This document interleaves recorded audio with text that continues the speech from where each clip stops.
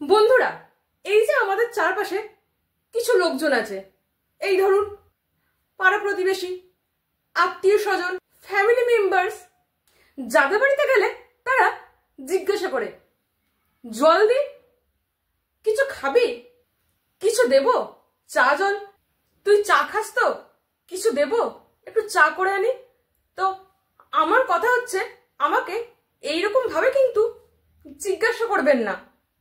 তো কেন এইভাবে জিজ্ঞাসা করছেন?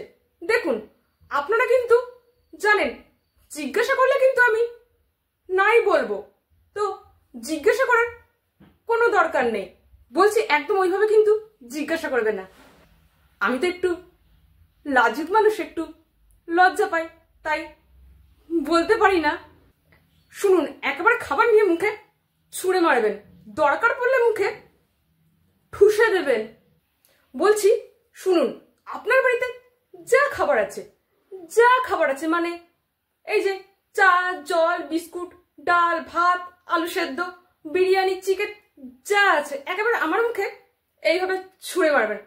আর ওই যে বললাম, দরকার হলে মুখে ঠুসে দেবেন, কিন্তু ওইভাবে জিজ্ঞাসা করবেন না।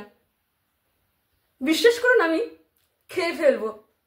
বিশ্বাস করুন, আমার না কোনো ইচ্ছা নেই জানার আপনি কেমন আছেন, আপনার পরিবারের লোকজন কেমন আছে।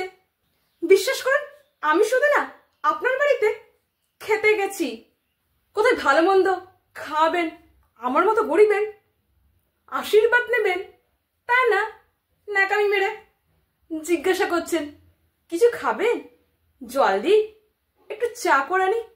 কেন বলুন তো?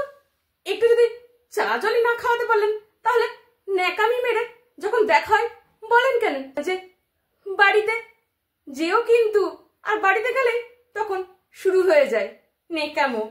জিজ্ঞাসা করছে যে কিছু খাবেন কিনা। তো এইসব জিজ্ঞাসা করে না আমাকে লজ্জা দেবেন না।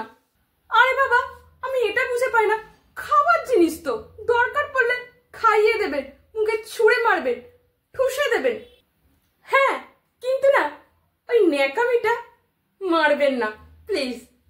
টাটা।